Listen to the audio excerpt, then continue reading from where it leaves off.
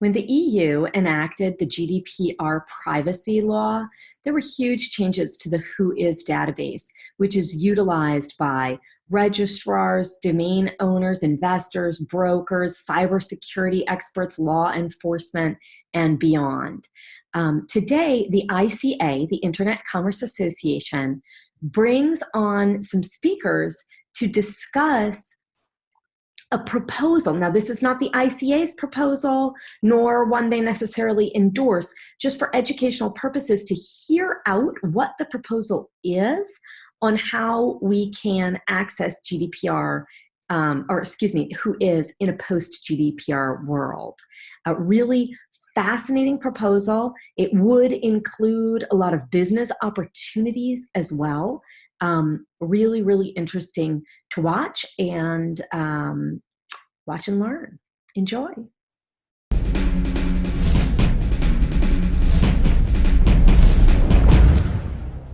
First, serious about online trading? Secure your funds, keep your merchandise safe, and use a company that keeps the buyer and seller protected the whole way through. That's escrow.com. Payments you can trust. FD was built by domain investors to increase your inquiries, sales, and profit. Forget spreadsheets and archived emails. Manage your entire investment portfolio in one place using a secure and completely confidential platform. Learn more at ft.com. That's EFTY, ft.com. Okay, I think we'll get started. My name is Kamila Sienkiewicz. I'm the Executive Director of the ICA. I want to start by welcoming everyone to today's webinar. There will be a presentation on the post-GDPR Whois access. And I won't be doing too much talking right now. I'll briefly go over just the logistics of the call, and then I'll turn it over to Zak Muscovitch, ICA's General Counsel, who will introduce today's panelists to you. They will take about 30 minutes or so to go over the presentation of the model, and after that, a Q&A session will follow. So we'll do all the questions at the end of the presentation. However, you can type them into the Q&A field at any time, and at the end of the presentation, either Zak or myself will read them out. And also, just on a side note, many of you are ICA members, but for those of you who aren't, I pasted my contact information, and the website in the chat field. And if you have any questions about the ICA, please get in touch. And yeah, we'd love to talk to you a little bit more. And so with that, I will turn it over to Zak. Thank you. Hello, everyone. So listen, I am super excited to hear this presentation. Although I was at ICANN 65 in Marrakesh, I wasn't able to attend the session that these gentlemen have prepared, and it's now being repeated for us here. And it's also going to be available online afterwards through DomainSherpa, where we expect to have hundreds more people get to learn about this crucial issue about what happens to Whois access as a result of GDPR. It's something that's hotly debated by ICANN stakeholders on an ongoing basis. There's an expedited policy development process that's in a so-called phase 2 that's looking at this. There's by no means agreement about what form access to privacy-protected Whois data is going to take. However, we are super privileged to have these two gentlemen provide their vision and concept of what a universal access model could look like, and what use cases are available and presented. So for example, for domain secondary market, Whois access is crucial to verify who owns domain names, to do due diligence on acquisitions, to ensure chain of title, to research buyers and sellers, a whole host of transactional reasons.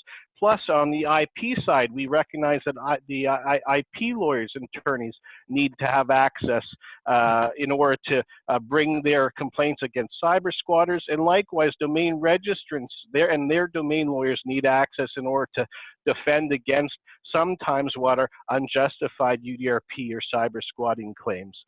And beyond those stakeholders, you know, journalists, investigative journalists also have traditionally relied on Whois details in order to track down owners of websites, to draw connections between parties. And that's in addition to, you know, law enforcement and security specialists who also need access. So there's a whole bunch of reasons for access, but it's also hotly debated because a lot of stakeholders believe that there should be a blanket protection for Whois data subject to very limited exceptions, and that's part of the debate that's going on. But without further ado, let's hear from these two gentlemen, Frank and Michael, who are both, I believe, IP attorneys in addition to being technology experts, and have put together this approach in conjunction with the World Intellectual Property Organization. So I look forward to hearing from them how they see this fitting in the current discussion that's going on at ICANN, and also how they think this could help secondary market participants, journalists, and others, in addition to the well-recognized requirements of IP lawyers, security professionals, and law enforcement. So without further ado, I turn it back over to you. Thanks so much. Thank you, Zach. Can everyone hear me fine? Loud and clear. Yes, we're all on mute, so we couldn't answer, but yes, loud and clear. Okay, excellent. So again, thank you, Zach. Unfortunately, Brian Beckham from WIPO, who presented with us in Marrakesh, was unable to participate today because of a conflict. So through the slide decks, I will also present both the WIPO slides as well as the Info Network slides. One thing that I would like to touch upon before diving into the presentation is the point that Zach had made. There currently is a very heated discussion going on within the broader ICANN community. The attempt of what we did with this pilot was not intended to circumvent that discussion. In fact, as you will see through the presentation that Frank will lead you through, we have tried to design it as a very customizable data set and implementation, so that any final policy decisions that are made by the ICANN community can be easily integrated. So this is not an attempt to circumvent the policy development process or the multi-stakeholder approach, but more of a way of facilitating the community to show what actually is capable and how different user groups of Whois data can be, their needs can be served while respecting the important legal aspects of GDPR.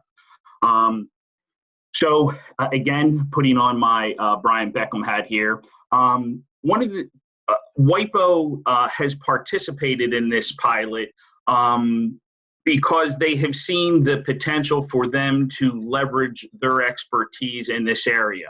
One of the things that Brian has made clear in the various presentations in Marrakesh is that WIPO sees itself having a very small, distinct role in the overall ecosystem, and they expect other qualified certification bodies to potentially step forward and serve those roles for either the cyber security community, the law enforcement community, potentially the domainer community. So there is the ability with this software application and pilot that we have put forward to have different certifying bodies use this to provide differentiated access to the Whois. As Brian would say, WIPO is a self-funded UN agency with 192 member states. WIPO has been involved with the domain name related issues since obviously before there was an ICANN. I myself have worked with WIPO since the very beginning, was involved in my original capacity as the chair of the registrar constituency and help drafting the original UDRP. Since that first WIPO report, they have also issued a second internet domain name process report that was published in 2001. Obviously, as the world's dominant dispute provider under the UDRP, WIPO definitely has a need to have access to accurate and timely Whois data. That is very critical in the functions that they serve, and more importantly, for both the complainants and respondents to the process to make sure that all parties can move forward in a timely fashion.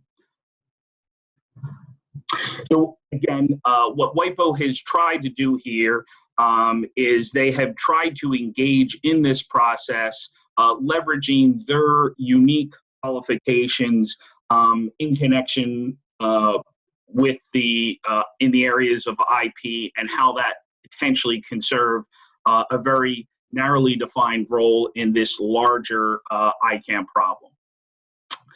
So that is what Brian would have said. I probably sped through that a little more quickly than he would. But now let's transition into the genesis of this approach. And one of the questions that a lot of people asked is, well, how did you decide to coordinate or work with WIPO in connection with this pilot?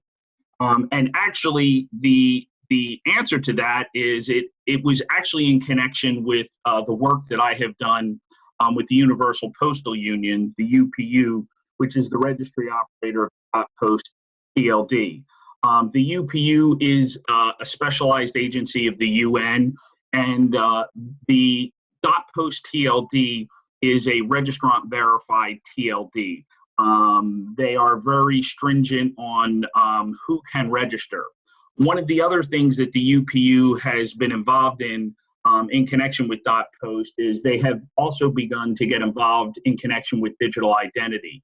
So they have actually promulgated the S68 standard, which is particularly focused on postal digital identity.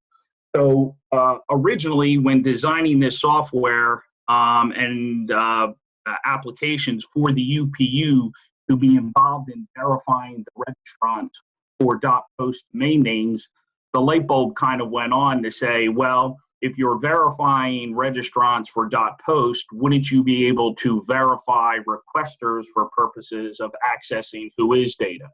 And so that really is the genesis of how the original work we were doing in connection with the UPU and .post led to this dialogue with WIPO and the potential solution to the access problem that ICANN is currently facing. So one of the things early on in trying to tackle the problem, recognizing the complexity of this problem within the ICANN community for pretty much the last 20 years, literally since the creation of ICANN, was what were the criteria that we were looking for to actually solve the problem.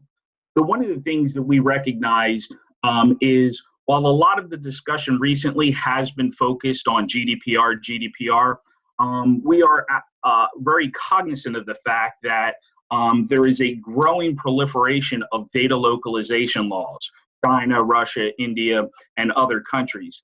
And we thought it was important to come up with a solution that would not only comply with just GDPR, but had the ability to comply with basically a differing law set from around the world. Particularly if ICANN was going to invest this much time, money, and effort, let's get the problem solved right and not have to engage in this again. Another key criteria was that we actually looked at additional legitimate interest. So we were not just looking at it from the concept of how does an IP owner or a law enforcement owner get access to the underlying identity of a specific domain name, holder, but we were looking broader.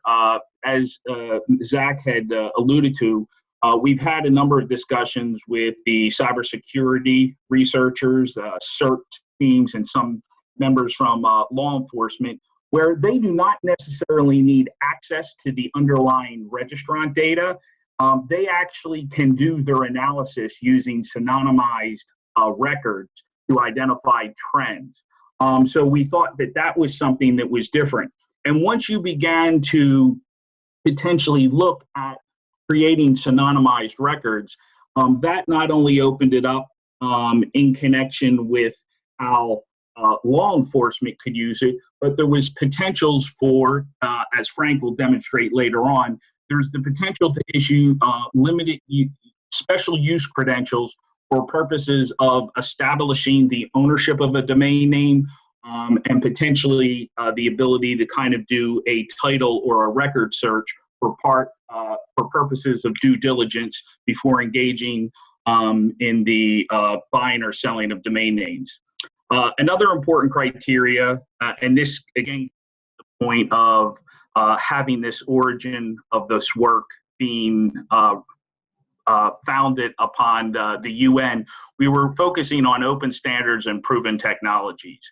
Another aspect was we were looking to try to make as minimal changes as possible to the existing system to basically minimize the risks of non-compliance. And another key aspect here was try to make this model as economically self-sufficient as possible. Historically, Whois, there were no fees. And part of what we're looking at here and would have been discussed in some other models is how some of the users of this more verified, accurate data would be able to pay a nominal fee for accessing it. One final point as well is we were really looking at how this redesign of access to registrant data could potentially foster competition, innovation, and new opportunities within the DNS. And one of the things that we will be touching upon here is how digital identity and the use of the DNS as a trust anchor is an important aspect. So moving on to the next slide here, one of the key aspects that we've tried to do, and this is consistent with a lot of the other models that have been discussed, there will be a code of conduct. One of the things that we have discussed that is different is we're also proposing sort of an ex post dispute resolution process. So this would be much like the UDRP, so that if in fact a requester somehow abused or exceeded their scope of their use of this system, the data subject themselves would be able to have recourse against that requester. We've also looked, and we are actually in discussions right now with an insurance agent and underwriter and how we may be able to provide for a GDPR, basically an insurance policy to cover any potential unauthorized use. Obviously, a lot of the contracting parties, particularly the registrars, have been very focused on how this system could expose them to liability. So we're looking at external insurance coverage to minimize this. One of the things that is, I think, different about our model here is we've tried to come up with a very what we call light touch approach. So one of the things that is unique is we actually have a rules engine, and that rules engine actually sits at the local contracting party, whether that be a registry or a registrar. And if you look at the stack or the rule stack, there would be certain ICANN consensus policy requirements that would be built into that stack, but then that individual registrar or registry would be able to customize access to meet their local needs. And again, we think that this is something that is very important, particularly for potentially minimizing the liability exposure from the contracting party house. One of the other things that we've done here as well is that the logging, all of the requests through this centralized system will be logged. They will be logged both locally as well as centrally. So this way, registrars and registries will be able to see how their systems are being accessed to determine any potential abuse. ICANN itself would also have access to a centralized logging to ensure that there is compliance with any consensus policies that are approved in connection with this access model. Again, I'm going to try to go through this because I really want Frank to kind of actually show you. They talk about how a picture's worth 1,000 words. Hopefully the demo will be a lot more useful than this slide deck. But one of the things that you will be seeing from Frank is how the use of the credentials that we use in this system will give you differentiated access to different types of domains as well as different types of data sets within that. Okay, so I'm going to go through this real quickly, but this is an example of what a cybersecurity researcher would see in their data set. And as you noticed, if you could see here in the circle, notice there's a synonymous identifier. So in this situation, the security researcher, all of the other information has been redacted, but they do have the ability to, I have a synonymous identifier for some of their statistical analysis that they may need to undertake. This, however, would be an example of an IP attorney who would be seeking to potentially unmask a much larger data set. And that's what we have shown here and what Frank will discuss later on. So one of the things that I think is important here is a key aspect of the digital identity service that we are using, and this is something that we hope is attractive to ICANN accredited registrars and registries, is we are using the DNS as a discovery mechanism for digital identity. DNIC right now is involved in an initiative called ID for Me. And what DNIC is looking to do is to use the DNS as the trust anchor for identity services and position registrars as identity service providers. In addition to this initiative by DNIC, there is also an initiative by the Spanish postal operator as part of an EU initiative where they are also looking to use the DNS.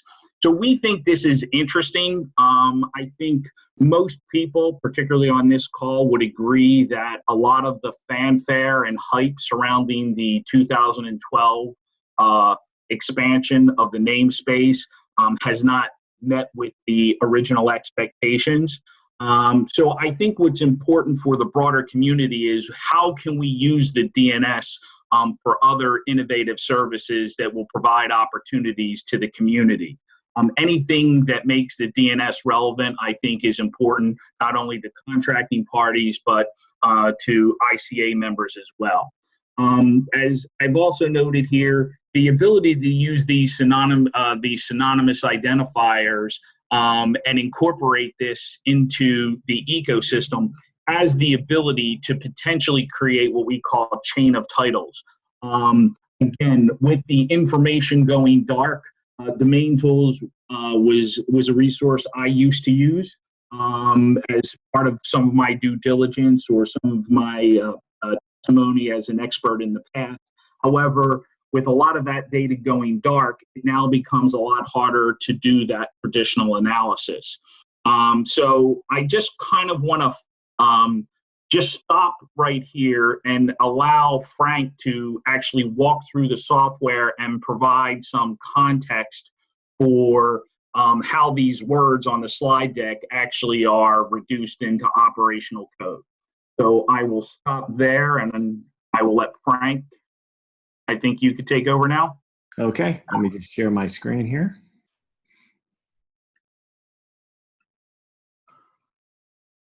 Okay, can everyone see my desktop? Mike, can you see? Okay, yeah. Great. Okay, so what we've done for purposes of the demo is we have 3 sites here that we'll be using to illustrate it. We have a generic digital identity provider, which we've called My IDP. And Mike alluded that a big part of our approach fosters the use of digital identities that incorporate verified credentials, and we'll talk more about that in a moment. The next slide is a WIPO dashboard to illustrate how an organization like WIPO or others can actually review and issue verified credentials. And then, of course, there's an actual mock-up of a uniform access gateway where someone can come in to actually submit a request for non-public registration data. We also have a command line interface. The system can be used through command line, but for purposes of the demo, we're going to illustrate things with the web-based version. So at My IDP, if just to illustrate how the identities work, I'm going to log in here as an IP requester.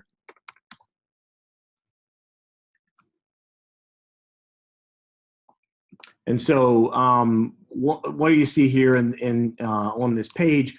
There's an inbox so that when a requesting party receives non-public data pursuant to a request, it can get delivered here directly from the data controller, the registrar, for example.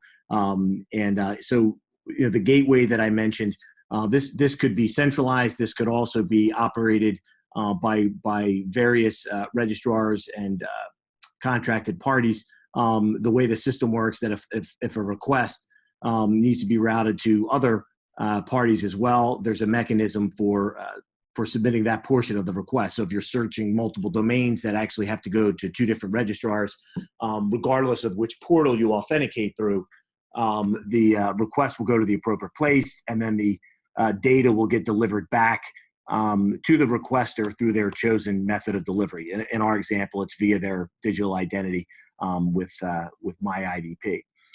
Mike mentioned also the various credentials.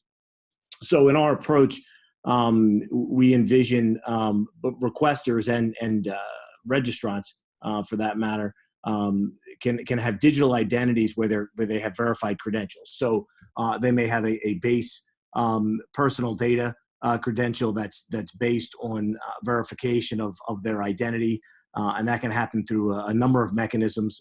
EIDAS is in the EU, for example, or in-person or online proofing services that get incorporated into the system. And then in addition to that base identity, they can have additional credentials. And for purposes of our demo, we've illustrated three. One, of course, is for IP related requests, and that is what we call here the WIPO UDAP credential. There's also the special use credential, which, as Mike mentioned, can be used to address the use case where one registrant may want to give a requester or other third party access to verify their ownership of a domain name, for example. And so they can give access, a credential that allows access just to specific domains or portfolio of domains through the system. And the last example we have is for a security researcher who can, as Mike mentioned, search pseudonymized data, for example, without having to actually unmask identifying information. But then if they have a need for unmasking that, they go through the request process and provide their legitimate basis for that, which I'll touch on in a moment. So in order to obtain a credential, in the example, we have two here. One would be if I want an IP requester, for example, I literally would submit the information that's required by WIPO. I won't go through the whole process here, but for obtaining various differentiated credentials in the IP arena, you can submit a bunch of additional information, right? And then once you submit that, let me go back. Once you submit that, that gets routed to WIPO for review. So I submitted one earlier. So what you can see here on the WIPO dashboard that somebody at WIPO would look at, there's a new application for a credential which identifies all of the information that they would have submitted that needs to be verified in order to have that credential. as well as any necessary personal information that would be used for that. All of this information actually still resides with the identity provider in the way we've set this up, but it's visible for purposes of the application. It's visible on the WIPO site for the time being. And of course, then WIPO can issue, once they've done their verification, they can issue or revoke particular credentials. Now, once I have a credential and I want to submit a request for data, I would come to one of the uniform disclosure access gateways. In this example, I'm going to click on My IDP. I'm going to authenticate. It's a federated identity system. I'm going to authenticate through my identity provider.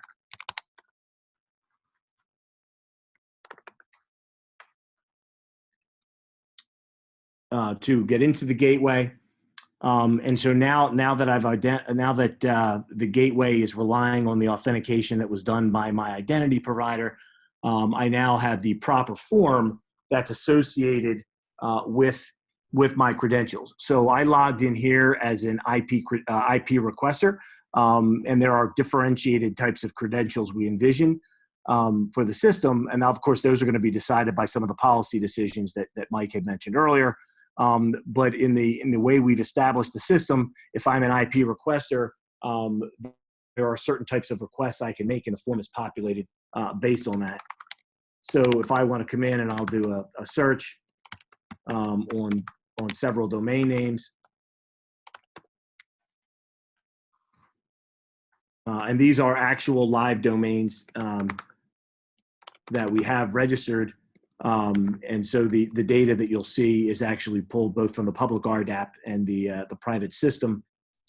And here what I'm doing is I'm specifying information that's required to establish the lawful basis and the parameters for getting access to this for the type of request here, right? So in this example, it's necessary for a legal claim.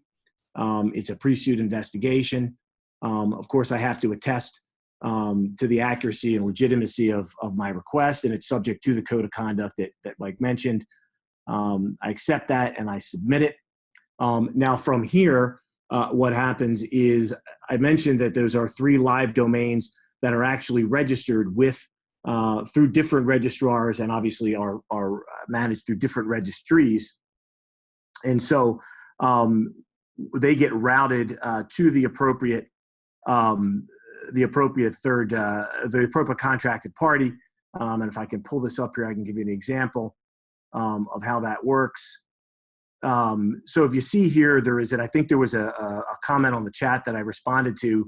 So in terms of implementing some of the rules around when data can be accessed and when it can't, we envision what we call a due process rules engine, but basically, we envision that there's going to be an output from the policy discussions, that there'll be a minimum consensus policy with requirements for certain use cases in providing access that's uniform across the GTLDs in particular. And then, but beyond that, individual contracted party registrars can actually set some of their own rules.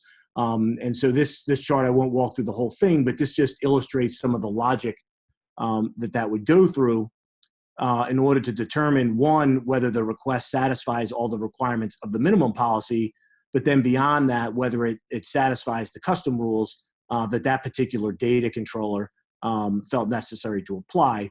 And some of those are illustrated here. Is it a natural or legal person? If that's distinguished in the data, whether the privacy rules even apply, is it allowed for public disclosure or not? Are there certain jurisdictional rules that come into play, et cetera? Those all can be part of that rules engine that helps process that request by the contracted party, by the data controller that would be providing it. Once the request has been processed by each of the registrars or other contracted parties, then the results of the search are sent to the requester, which is illustrated here. So in this example, if you remember, I submitted illegalcontent.com, .net, and .ltd. In the first example, based on the rules processing, all of the non-public data was revealed and satisfied all of the conditions under those due process rules for the requester to gain access to that information. And that's based on the nature of the requester, what rights they have as a requester under their credential, the nature of the request, which was the information that I submitted regarding the lawful purpose and the reason for the request, and then the nature of the data. Is it a natural legal person? Is there a jurisdictional requirement, data localization requirement that has to get looked at? Is it a special type of a individual legal person that may have to be subject to a manual process? This approach actually envisions both manual processing or automated processing or something in between, where you may have some things get processed automatically. Some types of requests are subject based on those requirements, the nature of the requester, the type of request, and the data to go to an out-of-band process. So in this example for .this.com, all of the data was revealed. In the second example, you can see there's a little mark here. Some of the data was redacted. And in this example, and we have a special code here, which I can tell you for this example, just means that this is a special registrant, so that all that was provided was the country where the registrant is located. And of course, that would be a policy decision, but the rest of the information was redacted, notwithstanding the nature of the request and the requester.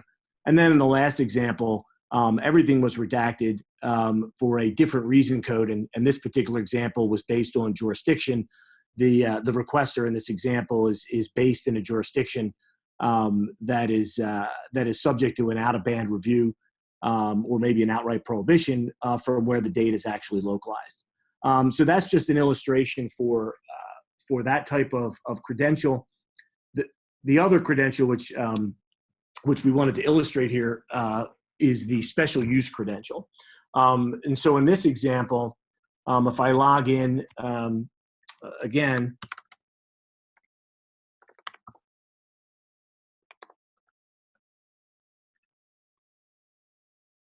what you see here is that this particular individual has a special use credential that allows them access to illegalcontent.com and illegalcontent.biz.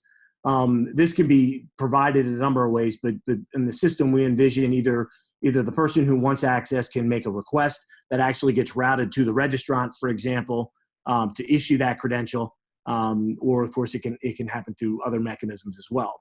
But now if I go to the portal, the UDAM portal, and I log in this time as based on my special use credential,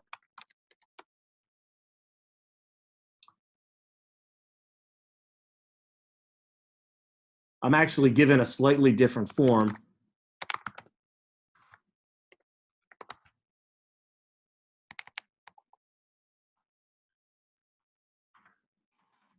And so I'm going to type in the ones that I've given access to. Oh, excuse me. And an additional one which I was not actually given access to based on my credentials. And then the system can detect here that it is a special use credential, special purpose credential. And so the rights around lawful basis and legal right that would get tested under the rules engine are already established within the credential. So there's no additional information in this example that's needed. Of course, I still make my attestation and I submit my request. And if I come back to my dashboard,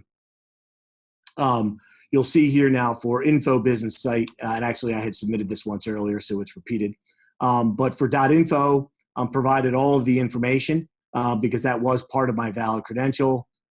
.biz, I'm also provided that information, but obviously for .site, that's redacted because that exceeded the scope of my authority based on that special use credential. And then the last example, which I'll just illustrate really quickly, would be for the pseudonymized requests.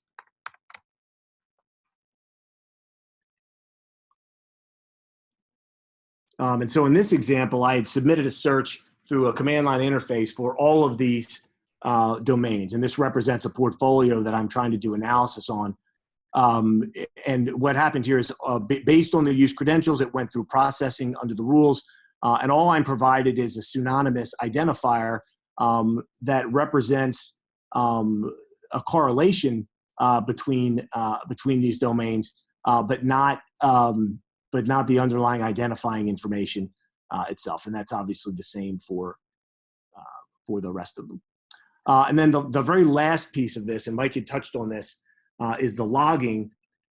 So we do envision there being logs for the system, and those can be stored both locally with the contracted party, with registrar, or centralized with ICANN, for example, or some other compliance party.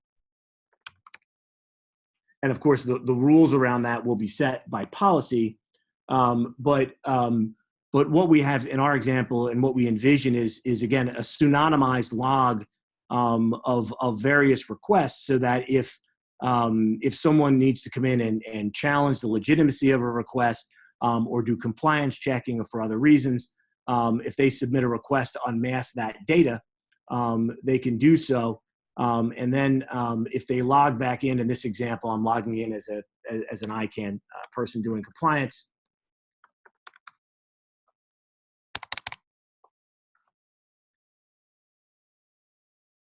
And I come here, you could see an unmasked report for that particular requester. So I know in this particular example, it was an IP requester. This is their underlying information. There's another example here with someone with a special use credential had made a request, et cetera. And so, Mike, I think that's everything, unless I missed out. I think that's everything from the demo side. So I'll turn it back to you or to Zach. I guess the best thing to do now would be to turn it back to Zach to process the questions that people have. Hopefully there are some questions out there. Well, that was just fabulous. It's really impressive the way you guys went so deep into the various permutations and variables and fields and use cases all the way along the process. And it's apparent that even though you two are IP lawyers, you couldn't possibly have done a liberal arts degree like I did. So listen, we have as ICA members and also on this call, registrars and escrow service providers in secondary marketplaces. So I want to ask a couple questions about those particular use cases. And so let me start with the special access, I'm not sure of the exact terminology yet. I'll have to hear it a couple more times, but a special access case for example, an escrow service that wants to verify the identity of the owner of a domain name that is putting the domain name through an escrow transfer process. And very similarly, for a secondary marketplace that wants to ensure that the name that is being put up for sale on the aftermarket is owned by the person who's actually selling it. So how would the token process work, if you could just explain it simply one more time for us? Sure, Mike, do you want to take that or do you want me to take that one?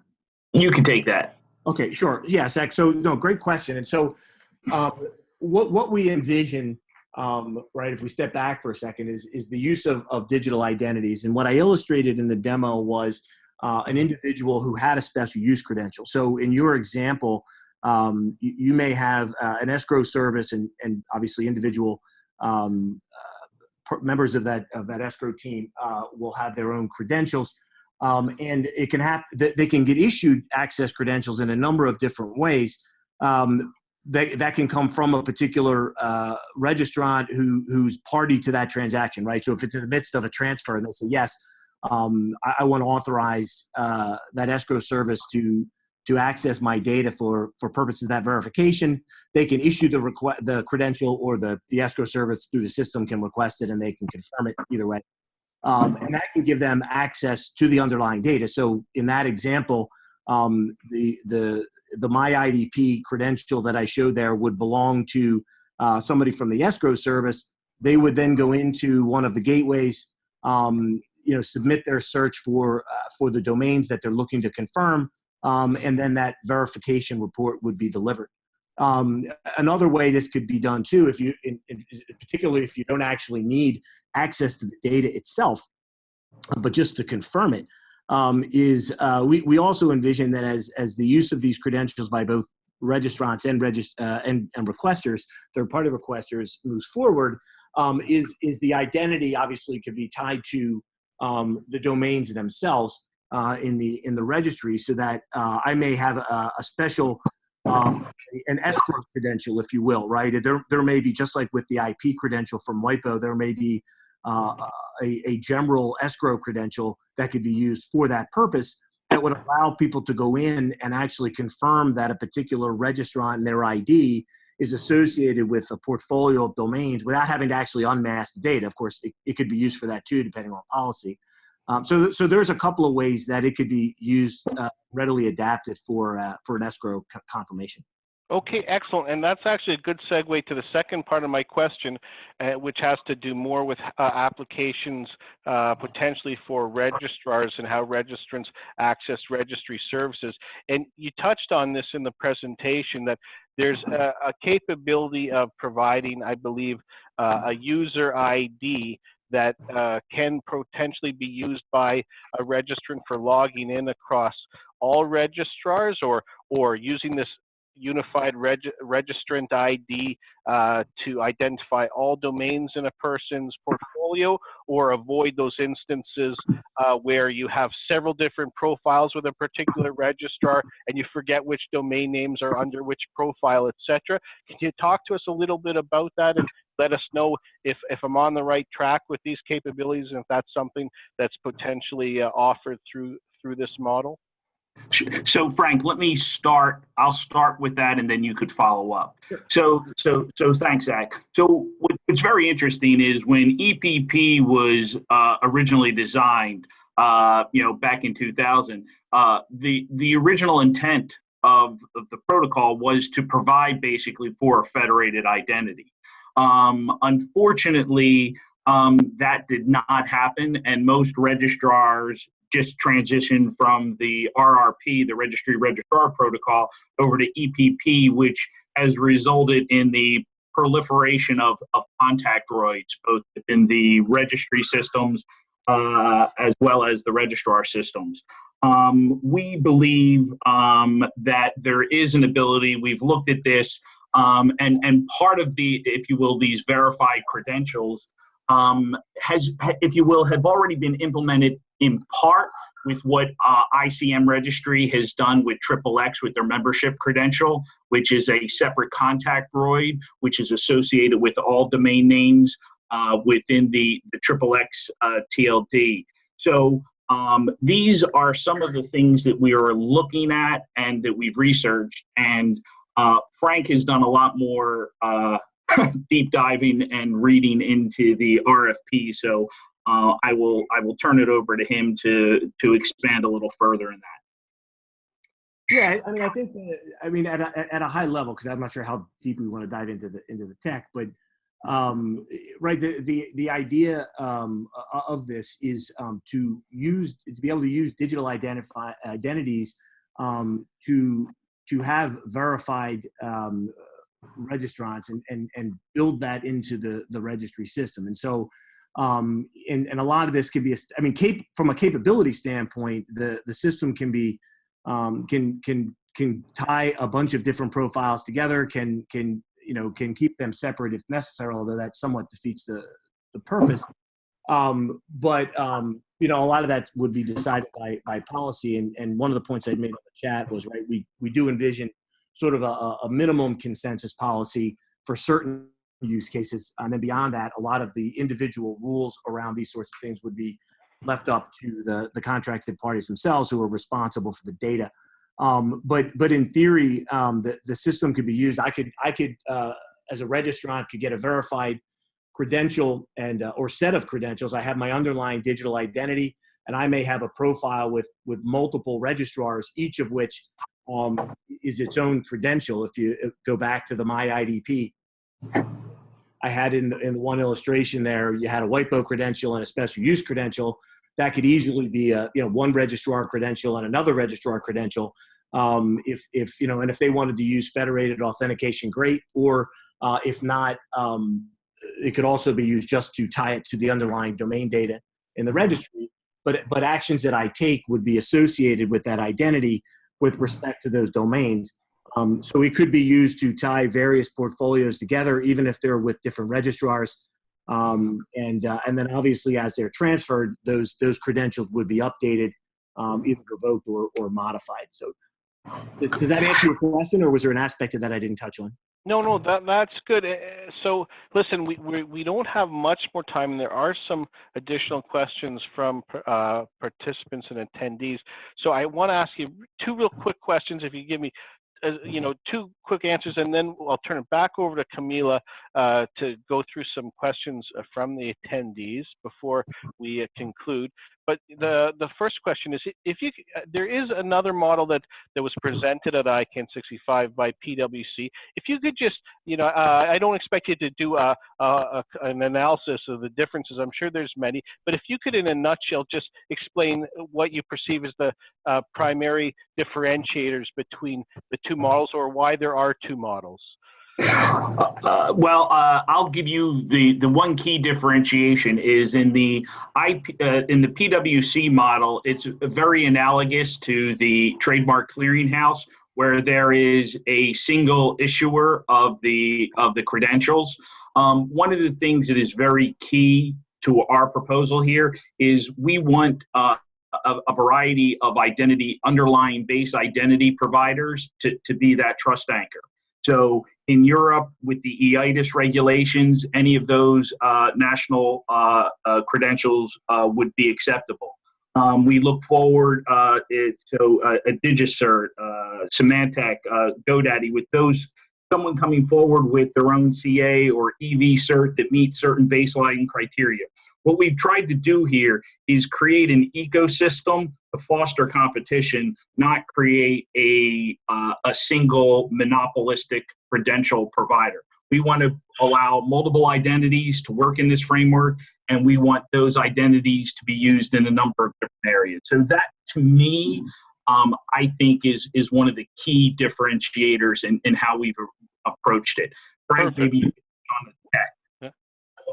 Yeah, I'd say real quick, I think the other point, just to add to that, I obviously completely agree with Mike just said, and then is that it's not a centralized approach, right? So there may be a uniform minimum consensus policy on some of the particular use cases, and then beyond that, there's a lot of flexibility and adaptability at the registrar level, and then the actual processing of the data does not need to go through a centralized party or organization, which we think has a lot of advantages, not just from a data security and an operational standpoint, but prospectively from a legal one as well, as those things get ironed out. So I'd say the decentralized versus centralized approach is another difference. Thank you. Okay, the last quick question I have for you is, what would your message be to registrars? Is there an opportunity for them here? Is there a benefit for them when all is said and done in terms of the turmoil that GDPR has created vis-a-vis the previous way data was collected and accessed? Is there some silver lining that your model presents that you think should be of interest to registrars? I guess the simple answer to that is I think this is an opportunity for new services.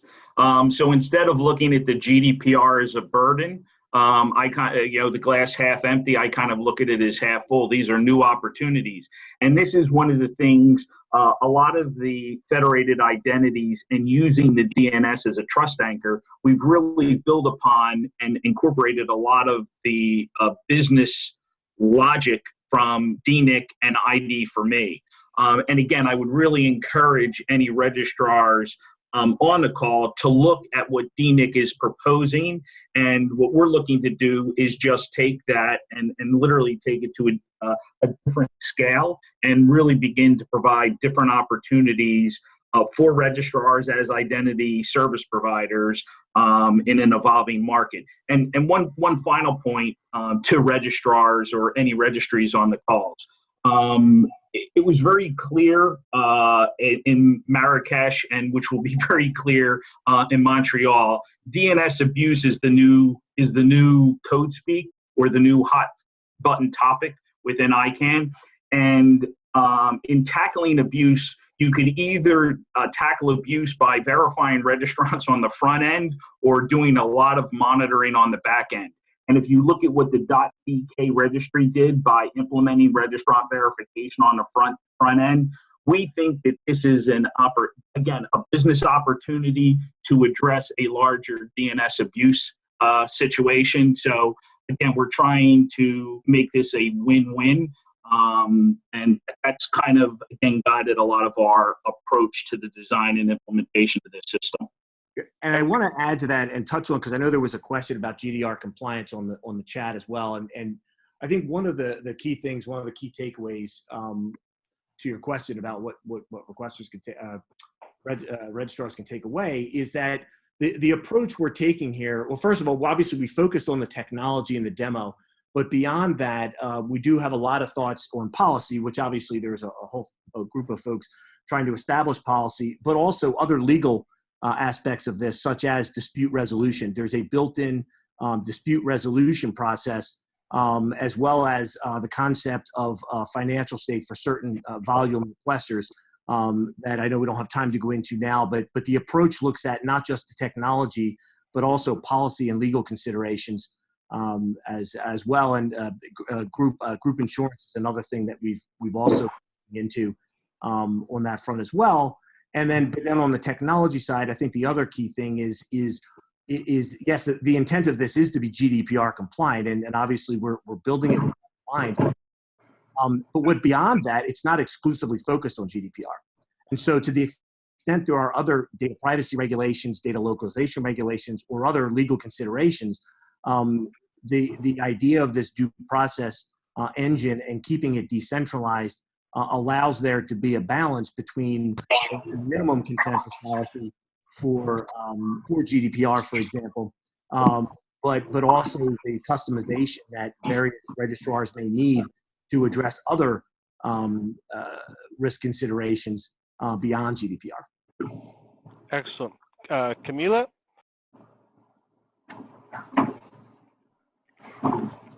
So I'll say thank you so much for the presentation, for answering the questions. We did have one question that I believe Frank more or less answered just right now about GDPR complaint.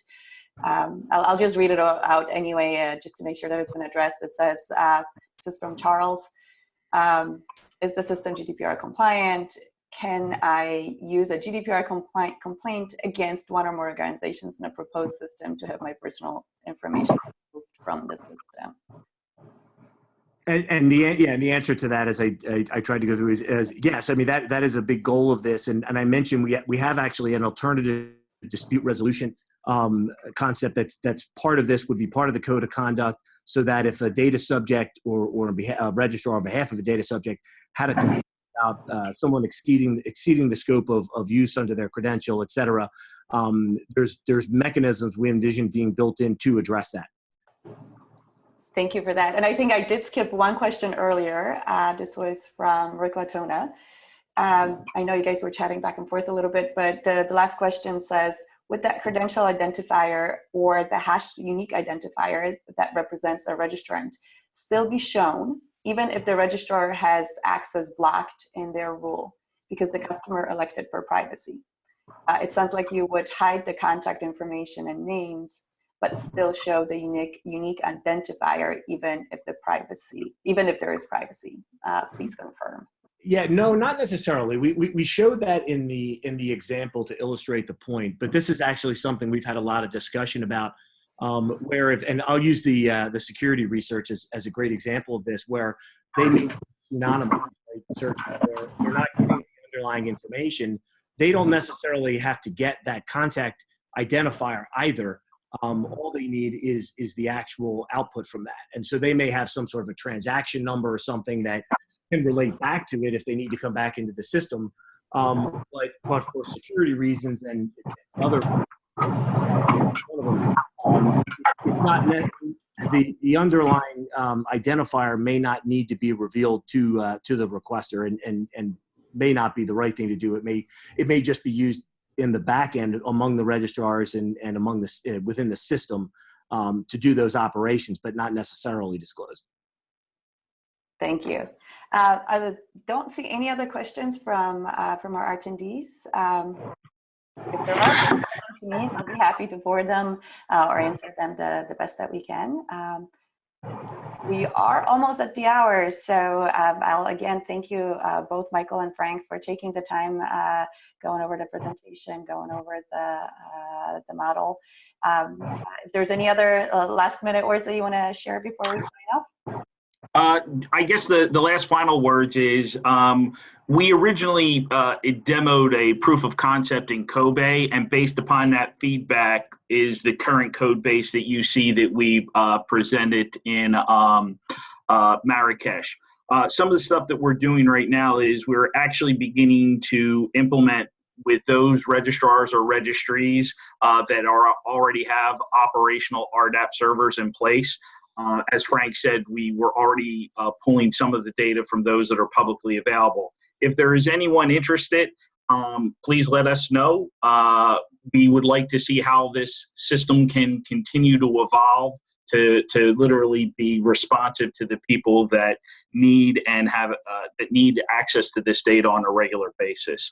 And I think while the IP community does a pretty good job of having its voices heard, I think it's important for this element of the community that rely upon it as well, as Zach pointed out at the beginning of the call, to have their voices heard as well. So any questions, please provide them to ICA. We'll get back, and if anyone wants to talk one-on-one, please reach out to us, and we'll welcome the engagement. Thank you so much. We'll certainly forward any questions. And as I mentioned before, the presentation will be posted online on DomainSherpa. And so we'll make it available to anyone to view after. And if any questions come in, we'll certainly forward them. And with that, thank you again. And talk soon. Thank you. Yeah. Bye. Thank you, everyone. Take care.